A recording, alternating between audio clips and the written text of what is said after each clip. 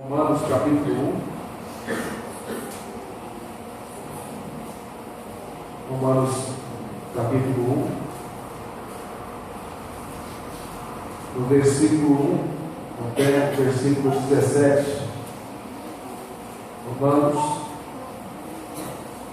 capítulo 1, do verso 1 até o verso 17.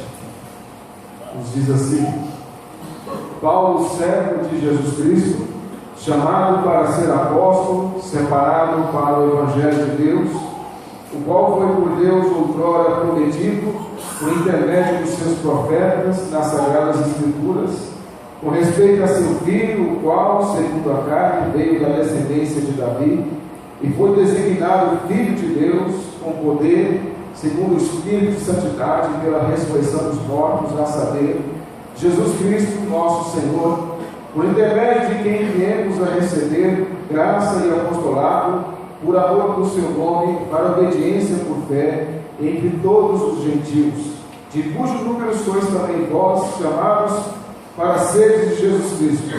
A todos os amados de Deus que estáis em Roma, chamados para seres santos, graça a vós outros e paz da parte de Deus nosso Pai e do Senhor Jesus Cristo. Primeiramente, dou graças ao meu Deus, mediante Jesus Cristo, no tocante a todos vós, porque em todo o mundo é proclamada a vossa fé. Porque Deus, a quem sigo em meu espírito no Evangelho de seu Filho, é minha testemunha de como incessantemente faço menção de vós, em todas as minhas orações, suplicando que, em algum tempo, pela vontade de Deus, se me ofereça a boa ocasião de visitar-vos, porque muito desejo ver-vos, a fim de repartir convosco algum dom espiritual, para que sejais confirmados, isto é, para que em vossa companhia, reciprocamente, nos confortemos por intermédio da fé mútua vossa e minha. Porque não quero, irmãos, que ignoreis que, muitas vezes, me propus ter convosco o que tenho sido até agora impedido, para conseguir igualmente entre vós algum fruto, como também entre os outros gentios.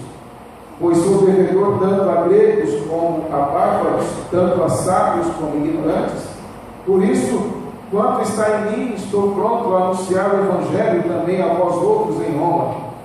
Pois não me envergonho do Evangelho, porque é o poder de Deus para a salvação de todo aquele que crê, primeiro do judeu e também do grego, visto que a justiça de Deus se revela no Evangelho de fé em fé, como está escrito: o justo viverá por fé. Vamos orar. Senhor, nós nesse momento rogamos que nos leve ao entendimento da Tua Palavra. O Senhor nos esclareça o pensamento e que a Tua Palavra esclarecida em nossa mente seja aplicada ao nosso coração, pelo Teu Espírito, aplicada à nossa existência, e ela penetre mais profundo no nosso ser, e ela transforme o que tem que ser transformado. Nós cremos, ó Deus, no poder do Teu Evangelho. Nós cremos que esse Evangelho verdadeiro transforma e liberta o homem pecador. E por isso, ó Deus, nós queremos nesse momento rogar que o Senhor liberte esta noite aqueles que ainda não foram libertados. E esta noite o Senhor edifique aqueles que já foram libertados. Que todos nós possamos caminhar sempre com essa visão correta da vida a partir do Teu Evangelho. Nós oramos em nome de Jesus. Amém. A nossa vida, ela é cheia de surpresas, acontecimentos inesperados, possibilidades de coisas boas e ruins podem ocorrer o tempo todo em nossa vida. Nós podemos ser surpreendidos a qualquer momento. Em um momento nós estamos felizes, alegres, em outro nós podemos estar tristes e angustiados. A questão é como enfrentar tudo isso e essas variáveis da vida, como enfrentar essas coisas que ocorrem todos os dias, essa realidade tão instável diante dos nossos olhos. Ela nos confronta o tempo todo. E aí, alguns caminhos de alegria, ou que se propõem ser caminhos de alegria, de resposta, nos são apresentados no dia a dia. Por exemplo, a religião. A religião é uma forma de tentar responder às inquietudes da vida, tentar responder às angústias da alma, através das suas cerimônias, dos seus ritos, dos seus costumes, das suas tradições. No entanto, a religião ela não responde nada disso. A religião ela frustra as pessoas, porque ela promete o que Deus não promete. Ela traz uma esperança falsa para as pessoas. E quando elas então enfrentam uma perda, enfrentam uma angústia, elas não encontram na religião realmente conforto. Uma resposta que tem sido dada constantemente por causa da religião fracassada é o ateísmo. Os ateus têm procurado dar resposta aos homens, mostrando que não precisa crer que Deus existe. Você precisa apenas viver para o momento, para o agora, para o material. Você precisa utilizar de todos os recursos que você tem, e assim você viver feliz conforme o seu próprio coração, conforme a potencialidade do seu coração.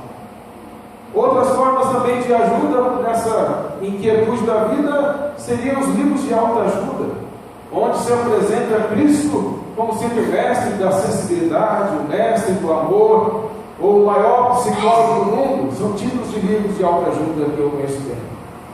Mas nada disso responde, nada disso ajuda, porque Cristo não é o mestre da sensibilidade, do amor, ou o maior psicólogo do mundo.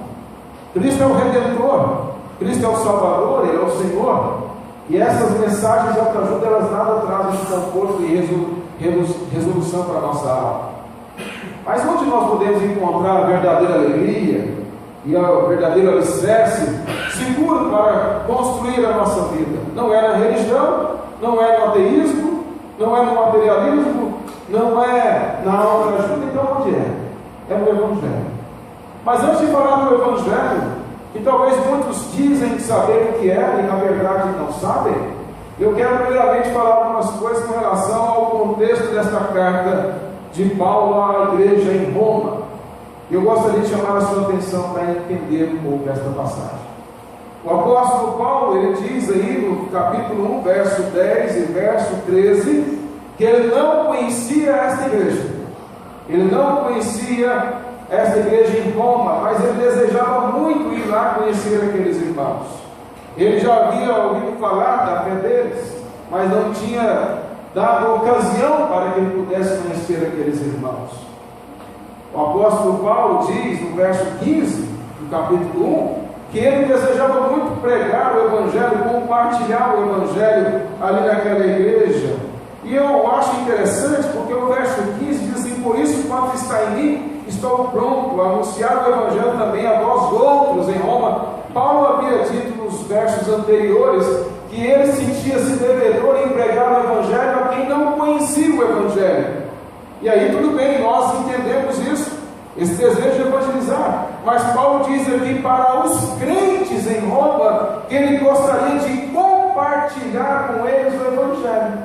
Como isso pode ser? O que Paulo quer dizer é o seguinte: o Evangelho não é só para quem não conhece o Evangelho. O Evangelho é para nós que conhecemos o Evangelho.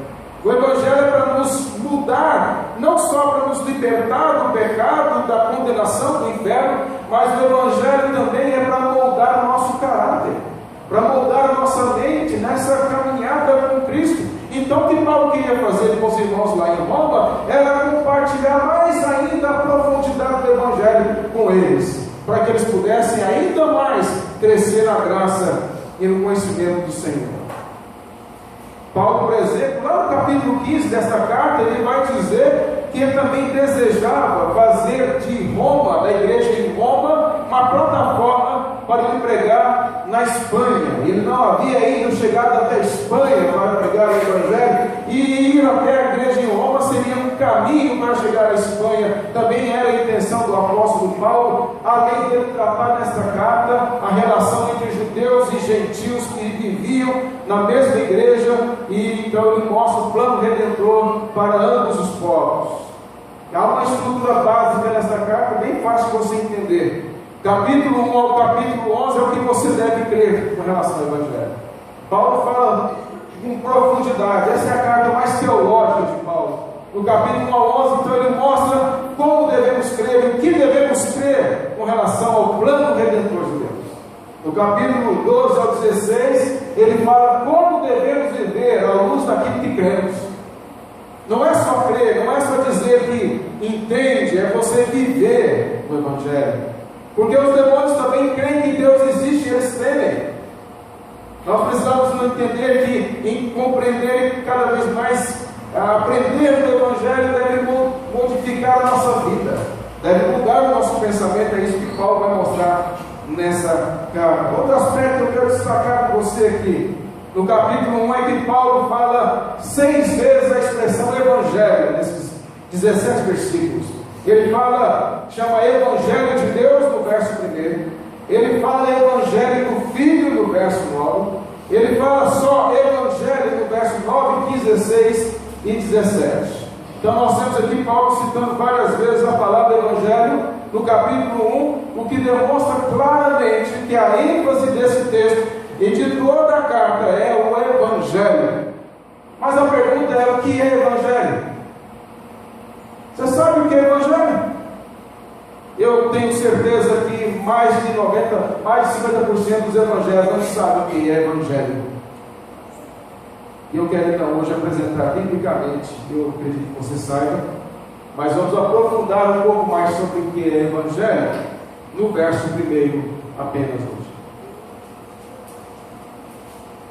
Paulo, servo de Jesus Cristo, chamado para ser apóstolo, separado para o Evangelho de Deus. O Evangelho é a boa notícia de Deus para a salvação dos perdidos.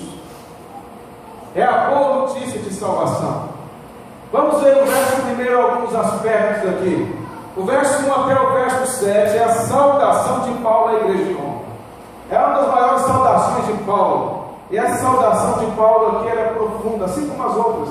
E nós vamos aprender então a partir do verso 1, o que Paulo diz aqui nesse verso. Primeira coisa, Paulo diz: Paulo, servo de Jesus Cristo. Ser escravo naqueles dias era algo comum. Todos no Império Romano sabiam o que era ser escravo, diferente do nosso tempo. Nós não conhecemos nenhum escravo oficialmente, embora existam alguns casos de escravos aí de trabalho que são explorados, não recebem em alguns lugares distantes, mas nós sabemos que a escravidão já foi abolida há muito tempo. Mas naquele contexto em que Paulo escreveu, para aquela igreja que ficava em Roma, a capital do império, principalmente ali, a quantidade de escravos servindo aos romanos era muito grande. E havia, sem dúvida alguma, muitos romanos convertidos a Cristo que tinham escravos, que congregavam com eles. Era comum na igreja cristã desse início congregar o Senhor e o seu escravo na mesma igreja. E aí então a Bíblia mostrar que não há acepção de pessoas na igreja, não há isso. Por exemplo, a carta de Paulo a Filemon é sobre o seu escravo Fujão. E ele está ali orientando a Filemon, que era um homem crente, que era dono de escravo, que tratasse aquele escravo com uma humanidade e com amor como irmão em Cristo, e o perdoasse, porque ele converteu enquanto fugia, ouvindo Paulo pregar.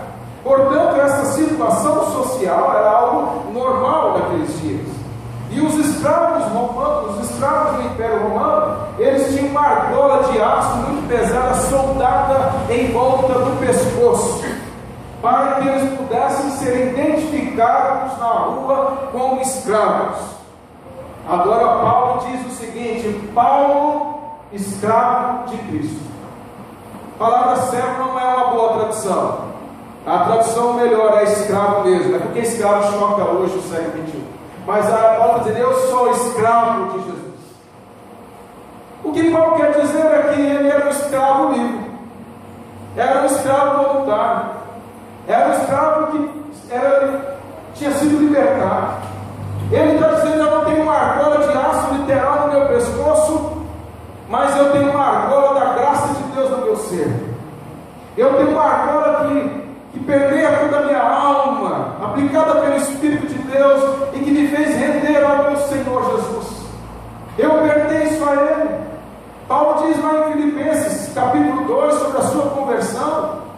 Capítulo 3, melhor dizendo, ele afirma que quando ele era religioso, ele buscava uma religião, uma forma de satisfazer o seu coração, de encontrar justiça em si mesmo, mas quando ele foi achado por Cristo, ele considerou toda a sua religiosidade como valendo nada perante o Evangelho de Cristo.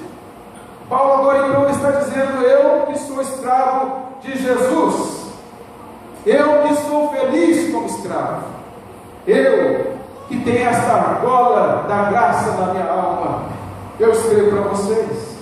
Agora, há um paradoxo aqui. O paradoxo é uma aparente contradição. Como que o escravo pode ser livre? Paulo era um escravo livre. Como isso pode ser? A questão é que o homem nunca é livre. O homem sem Cristo, ele é escravo do mundo, do diabo e de si mesmo. Só que os seus senhores são terríveis. Os seus senhores acabam com a sua vida o tempo todo, escravizam até a morte, o mundo, o diabo e a carne. Mas quando o homem é alcançado pela graça, ele é transportado das trevas para a maravilhosa luz de Cristo, e agora ele é escravo de Cristo.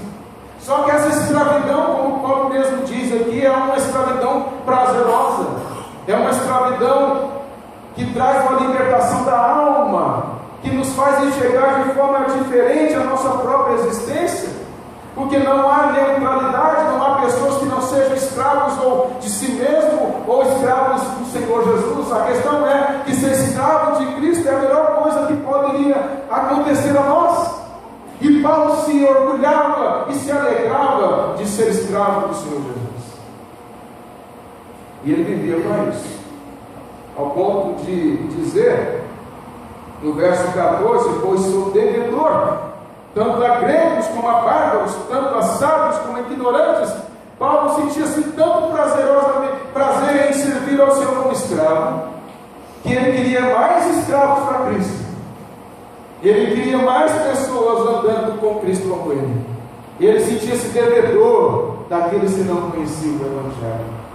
Ele queria compartilhar isso, tamanha alegria do seu coração, tamanho prazer que havia nele. Não havia nada mais importante, mais valioso do que o Evangelho de Cristo para Paulo. Paulo diz em Filipenses também que o viver é Cristo, morrer é lucro. É uma liberdade tão grande, que a morte não é tão ruim. Aliás, a morte não é ruim, porque a morte, para quem é escravo de Cristo, é libertação completa para estar com o Senhor da sua alma. E ele diz ainda no verso 1 que além de ser escravo, ele foi chamado para ser apóstolo. Paulo quer dizer: eu sou escravo do Senhor Jesus e eu sou chamado para ser apóstolo e enviado. Eu sou embaixador do Senhor Jesus. Eu anuncio aos homens que a reconciliação só é possível em Cristo. Paulo aqui valorizava profundamente o seu apostolado. Ele não valorizava o apostolado porque isso lhe trazia algum tipo de status, como muitos querem hoje dizerem que são apóstolos e não são coisa alguma. Como na própria época do apóstolo Paulo já existiam falsos apóstolos, aí ele diz apóstolos de Satanás. Mas Paulo aqui entendia completamente o que era ser apóstolo de Cristo. Ele entendia que era um grande ofício, o maior ofício que alguém poderia ter na humanidade. Era mais importante do que ser imperador de Roma. Então Paulo diz: eu sou apóstolo, eu sou chamado para ser apóstolo, enviado, e com essa autoridade que me foi conferida pelo Rei dos Reis, é que eu estou escrevendo essa carta para vocês. É com a autoridade que me foi dada pelo Supremo Pastor, que me chamou, não que eu merecesse, eu nascido fora de hora, como diz em 1 Coríntios 15, mas com essa autoridade dele dada a mim, é que eu escrevo esta carta para vocês. Mas antes de Paulo dizer que era apóstolo, ele disse: eu sou escravo. Por quê? Porque Paulo entendia que antes de ser líder tem que ser servo. se não for servo, não serve para ser líder. Se não lavar os pés dos discípulos, como Cristo ensinou, não tem parte com ele. Então Paulo diz, antes de afirmar a sua função dentro da igreja, ele diz primeiro a sua condição diante de Deus da igreja. Eu sou escravo, eu não sou melhor que ninguém, eu apenas recebi um dom para executá-lo conforme a palavra de Deus.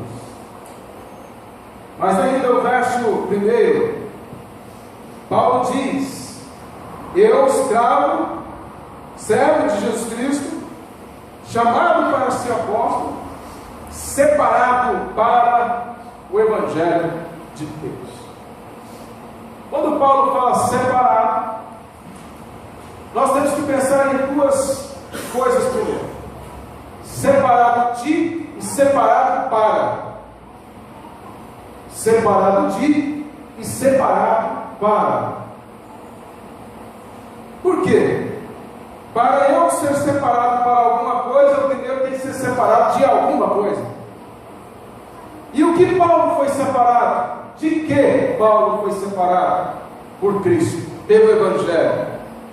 Ele foi separado dele mesmo. Não que ele deixou de ser ele, mas agora é ele mesmo, transformado pelo Evangelho. Primeira coisa é que quando o Evangelho nos alcança, é nos tirar de nós mesmos, no aspecto de escravidão do meu eu, escravidão do meu egoísmo, da minha vontade, da minha prepotência, do meu achômetro, da minha sabedoria, da minha inteligência. E lógico que eu estou falando isso ironicamente acerca de todas essas coisas que nós por vezes achamos que temos ou somos. O Evangelho nos humilha primeiramente para que nós sejamos exaltados por Deus. Lembra o texto de Isaías que nós lemos? Que ele habita no alto sublime, mas ele habita com quebrantado e contrito.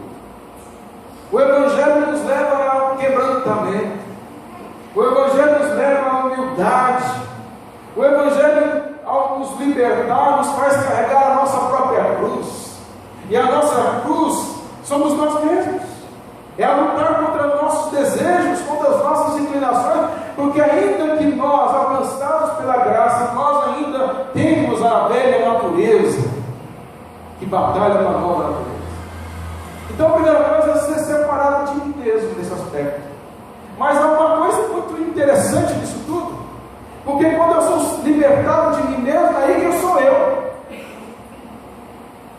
Imagine, você pega um homem andarilho na rua, maltrapilho, cabelo muito grande, barba, fazer um tio meu que foi no casamento, ele ficou tão elegante que eu até quase não reconheci. Aí faz a barba, corta o cabelo, põe um terno, e aí você fala, mas quem é esse homem? É aquele que você viu na rua, todo sujo, feio, cabeludo, barbudo, mas não pode ser. Não, é ele sim. Por quê?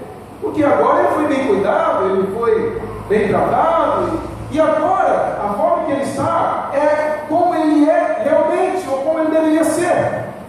É lógico que isso não tem limitação, mas o que o Evangelho faz é pegar eu e você, que antes estávamos completamente envolvidos por imundícia do pecado e a escravidão do nosso próprio coração, e então ele vai nos transformando de glória em glória, a imagem de Cristo, para que nós sejamos nós mesmos em Cristo Jesus. A nossa real identidade só é a identidade verdadeira nele, porque nós somos criados à sua imagem e semelhança, e a única forma da imagem dele em nós ser transformada e recuperada, recriada, conforme Efésios 2:10 diz, é em Cristo. Então Paulo aqui foi separado dele mesmo nesse aspecto, libertado de si mesmo, libertado do mundo, com as suas inclinações, com a sua cultura ante Deus. No Tiago, conforme Efésios 2, Paulo mesmo diz isso, libertado da religiosidade e escravizado. E ao ser libertado, e ser libertado você não é formatar a cabeça, não, o cérebro, não é apagar todas as suas memórias, não, é você agora interpretar o seu passado, interpretar o seu presente e se preparar para o futuro. Não ser separado de, ele é separado para o Evangelho. Ele é separado para a pregação do Evangelho. Somente entender o Evangelho é possível pregá-lo. Pregar o Evangelho não é só entender intelectualmente, isso qualquer um pode entender, porque a Bíblia é racional na sua didática, mas entendê-la na alma, na mente, só ter a argola da graça de Deus, só o crente pode ter, só quem é alcançado pelo Evangelho. Paulo diz: eu fui separado para o Evangelho de Deus, Paulo diz. Agora, uma coisa, algo importante também nessa expressão, Evangelho de Deus. Quer dizer, o Evangelho que vem de Deus, do Deus triuno, que brota do amor eterno de Deus.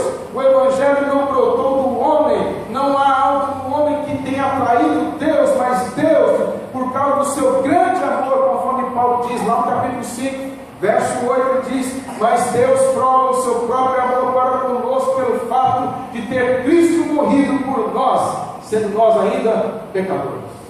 Romanos 5:8. Ele prova o seu amor pelo fato de ter dado Cristo por nós, quando nós ainda éramos pecadores. Se nós ainda éramos pecadores, quando Cristo morreu por nós, o que levou Cristo a morrer por nós? Não havia nada em nós que o atraísse. Esse amor procede do trono da graça. Por isso Paulo chama de Evangelho de Deus. Para você entender esse Evangelho de Deus, é preciso você entender a queda. A queda do homem lá em Gênesis 3, que mostra que o homem foi afetado na sua mente, no seu coração, na sua vontade.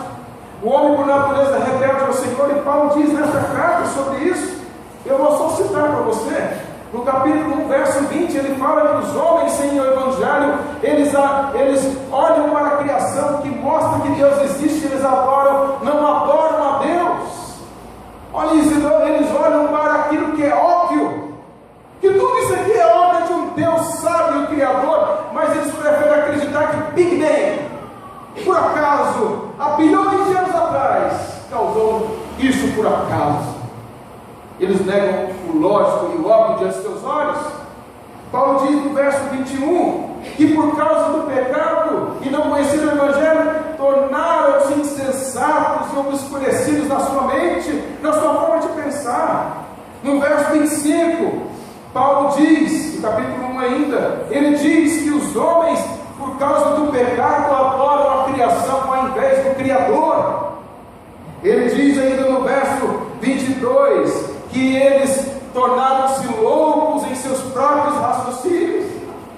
Eu fico assim, observando as colocações dos ateus, dizendo que nós somos loucos, que em nós falta cérebro para entender a ciência e os fatos, e aí ao contrário, Paulo diz, eles são loucos nos seus pensamentos, eles se dizem sábios, mas Paulo diz, são loucos. E aí, no capítulo 2, verso 15 e 16, ele fala da consciência do homem sem o Evangelho, que condena e defende, que o acusa diante de Deus, mas ele não quer enxergar isso, e no dia que Cristo manifestar, ele vai julgar os homens pela sua própria consciência. No capítulo 3, verso 9 e 18, Paulo diz que todos os homens, depois da queda, nascem pecadores e rebeldes contra Deus, e não há um justo nem sequer não há quem busque a Deus. Em Efésios 2, verso 1 em diante, Paulo vai falar que todos os homens nascem, até o verso 3, nascem pecadores, escravos do pecado, escravos do mundo, escravos do diabo, escravos de si mesmos. Por isso, o Evangelho de Deus não é do homem. O Evangelho é a boa notícia para quem está perdido.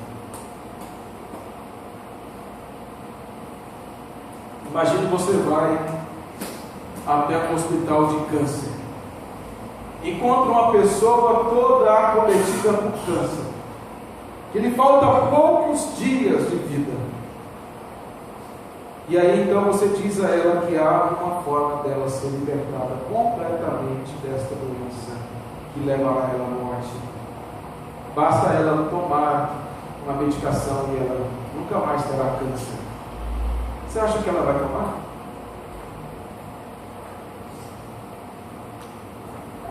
Só é possível dar valor à cura quando se tem a doença, ou quando entende que tem a doença. Só dá valor ao Evangelho de Deus quando entende que tem uma doença pior que o câncer na alma. Quando se entende que há uma doença que nos cega completamente sem o Evangelho, aí sim se dá valor à cura. O Evangelho é de Deus, e esse Evangelho liberta o pecador. Eu quero fazer aplicações desta passagem. Não existe nada mais belo, mais poético, mais sábio, mais inteligente, mais sensato do que o Evangelho de Deus. É a mais bela poesia que o amor pode ter.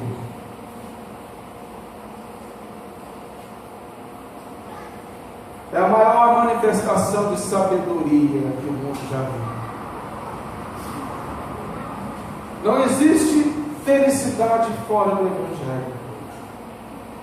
Não existe nada que este mundo possa te oferecer que traga verdadeira felicidade fora do Evangelho. As coisas deste mundo, boas aos olhos de Deus, dádivas de Deus, como os nossos recursos, nossa família, a nossa vida profissional e assim por diante, só tem significado de felicidade quando é vivido pelo Evangelho. Só quando é vivido pela graça de Deus. Não há outra forma. Somente uma vida envolvida por esse Evangelho apaixonante, pulsante, que pode superar todas as adversidades da vida. Não há promessa de que nós não vamos sofrer, que nós não vamos nos frustrar, nós não vamos ter perdas e tristezas nesta vida. Não há nenhuma promessa dessa na Bíblia. Isso é invenção da religião. Aí em muitas igrejas, nada da Bíblia ensina isso. Mas a única forma de sobrevivência e sustentar-se diante de tudo isso é com o Evangelho. Não há livro de autoajuda, não há religião, não há conselhos que possam ajudar você, a não ser o próprio Evangelho. É Ele que liberta. E é uma maravilha sabermos que esse Evangelho que nos traz a paz, um dia vai nos trazer uma paz consumada. E é sobre isso que no domingo que vem eu quero falar, é o conteúdo do Evangelho que Paulo vai dizer do verso 2 ao 7.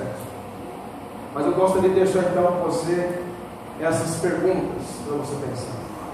Onde você tem construído a sua vida? O que tem envolvido o seu coração? Qual é a argola que está envolvendo o seu coração? A graça de Deus ou a escravidão do pecado, do mundo e do diabo? O que você tem aprendido e compreendido sobre o Evangelho de Deus? Vamos pensar sobre isso nesse momento, em oração. Vamos orar em resposta a essa mensagem, mesmo sentado, de ao presbítero Paulo.